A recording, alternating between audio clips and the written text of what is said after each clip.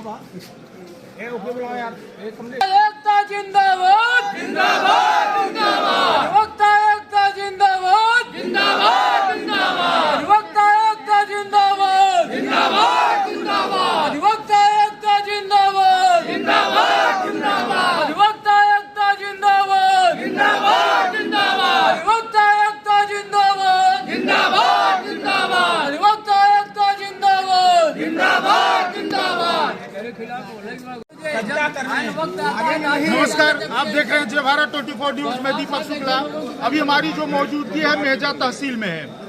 कहा जाता है, आप देख सकते हैं, संपूर्ण समाधान दिवस।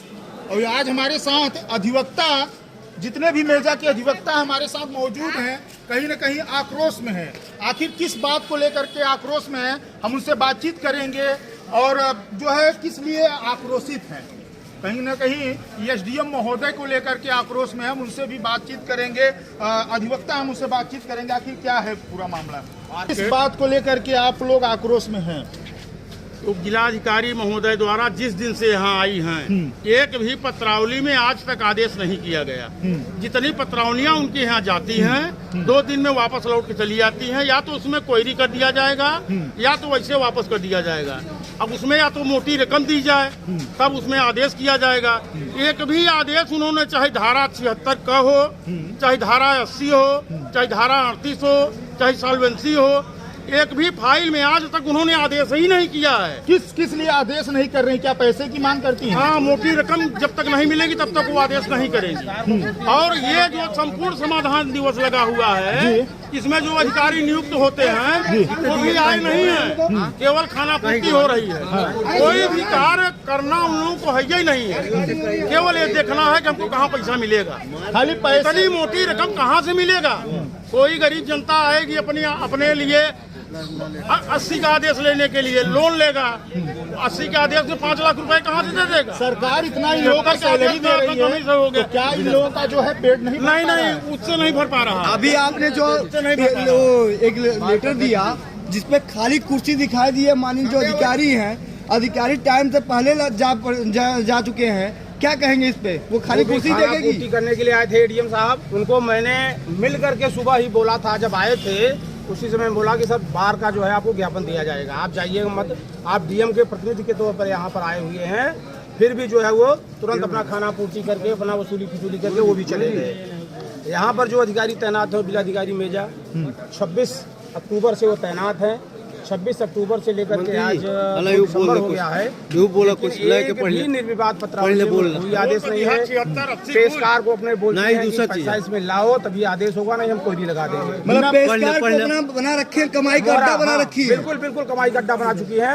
और साधारण से साधारण फाइलें जो संक्रमणी से संक्रमणी रास्ता चलती फाइल ऑर्डर हो जाना चाहिए, ऐसी भी पत्रावलियां 20-25 जम करके रखी। जब तक पेशकार पैसा नहीं लेके आएगा तब तक कोई कार्य नहीं करेगा। हाँ, ये वसूली कराना चाहते हैं। पेशकार ने जवाब दे दिया कि हम पैसा किसी से नहीं मांगेंगे। तो ऐसे अधिकारियों के ऊपर किस तरह की जो है कार्रवाई होनी चाहिए? ऐसे अधिकारियों के खिलाफ जो इनकी जांच भी होनी चाहिए और साथ ही साथ मैं इनके ट्रांसफर की भी मांग करता हूँ।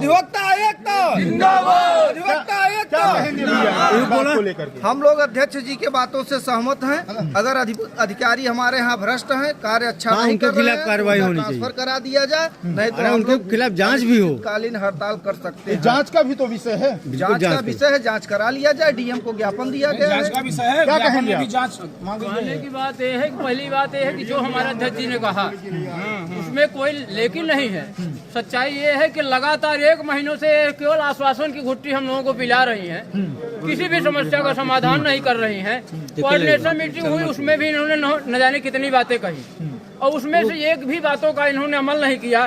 तहसील की स्थिति ये है कि 6-6 महीने से यहाँ पे तमाम ऐसे काम पेंडिंग पड़े हैं। तमाम न्यायालयों की पत्रावलियाँ जो है, जो न्यायालय का आदेश हुए हैं, खतौनी में उसका अमल दरामद नहीं हो पा रहा है। यहाँ जो चाहे 76 हो, चाहे 80 हो, चाहे 38 हो, व्यवस्था के जगह अव्यवस्था बन गई है। तहसील मेजा में अधीनस्थ कर्मचारी निरंकुश हो गए हैं। लेखपाल वगैरह यहाँ आते नहीं हैं, मीटिंग में बैठते नहीं, और जो खतौनी वाले हैं वे मनमानी कार्य कर रहे हैं। तहसील में अधिकारियों को खतौनी नहीं उपलब्ध हो पा रही है, जिससे सारा न्यायिक कार्य बाधित है। तो एसडीएम मेजा का अंकुश कर्मचारियों पर कतई नहीं बन पा रहा है और न है। जो मंत्री जी ने कहा वसूली के बारे में क्या कहेंगे, जो वसूली करवा रहे हैं वसूली? देखिए, जब घर का मुखिया ही ध्यान नहीं दे रहा है तो सारी चीजें जायज हैं। मतलब वसूली जायज है, वो कर रहे हैं, मनमानी है, उसी के खिलाफ हमारा बार एसोसिएशन आज ज्ञापन दे रहा है। तो क्या ऐसे अधिकारियों के ऊपर जो है जांच नहीं होना चाहिए? बिल्कुल होना चाहिए, बिल्कुल होना चाहिए, जांच होना चाहिए, दोषी कर्मचारियों को दंडित किया जाना चाहिए। क्या कहेंगे? आप बुजुर्ग एक अधिवक्ता हैं, उसमें क्या कहेंगे मैडम खिलाफ में? सबसे सीनियर अधिवक्ता बुजुर्ग भी हो सकते हैं। ये बिल्कुल सातिर माइंड है।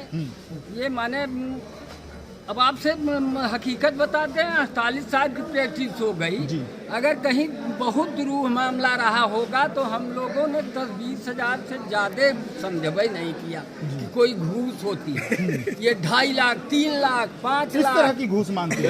2.5 लाख, 3 लाख, 5 लाख, बताइए। बाबूजी ये बताएं कि सरकार का जो पैसा आता है क्या उससे पेट नहीं भरता क्या महोदय? क्या नहीं नहीं भाई, ये बहुत सातिर है, बहुत सातिर दिमाग है ये।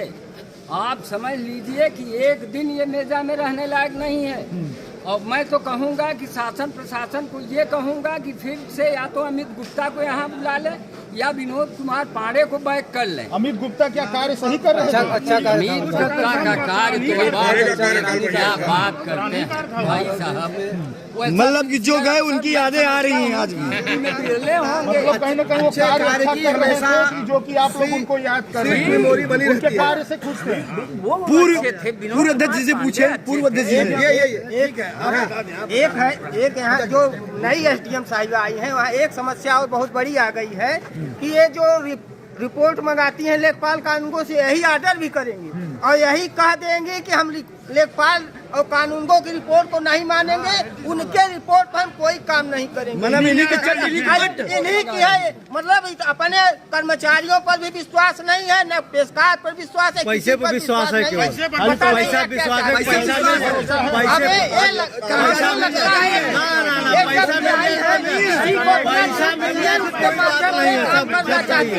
इनका साफ साफ रवैया यही दिखा रहा है कि अपने कुछ निश्चित किए हैं उसके माध्यम से आप काम करेंगी।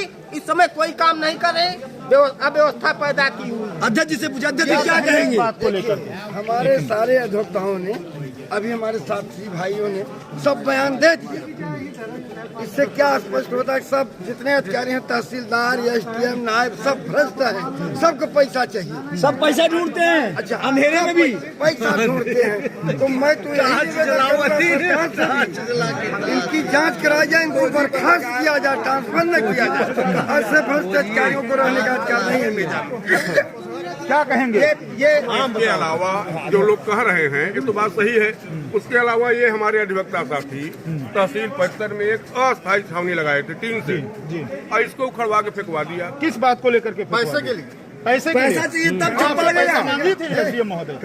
बात तो यही है, मंदिर के पीछे तहसील परिसर में, बताइए। मंदिर के पीछे तहसील परिसर में। नहीं, ये सब बात नहीं।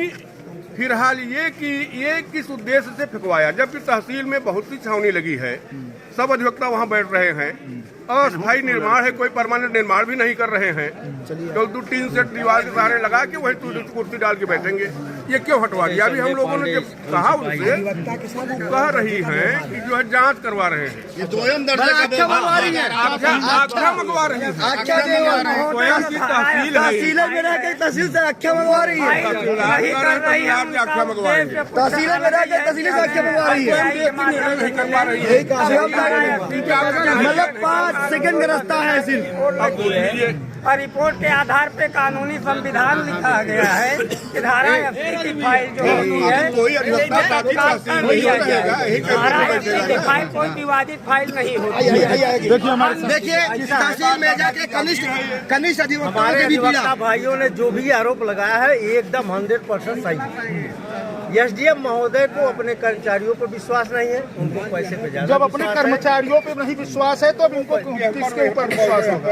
ये पैसे पर मैडम क्या चाहती है? अंधेरे में पैसा चाहती है क्या? कर्मचारी कुछ भी कहे, अफसर कुछ भी कहे, ये अपने इच्छा अनुसार अपना कार्य करते हैं। केवल इनको यही चाहिए कि हमको सुविधा मिल जाए तो कवादकारी को भी सुविधा दे।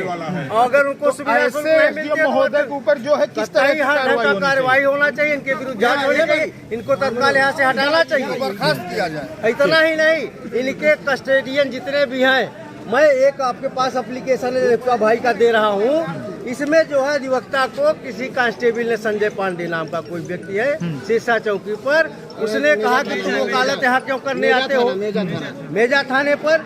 अब वो जो है इनको अभद्रता किया वकील साहब, इसके खिलाफ हमने सीओ साहब से कहा है, अगर उसके खिलाफ कार्रवाई नहीं होती है तो डिप्टी एसपी को हम पुनः ज्ञापन देंगे और हमारे अधिवक्ता भाई को पूरी सहूलियत मिलनी चाहिए। जो भी जिंदाबाद।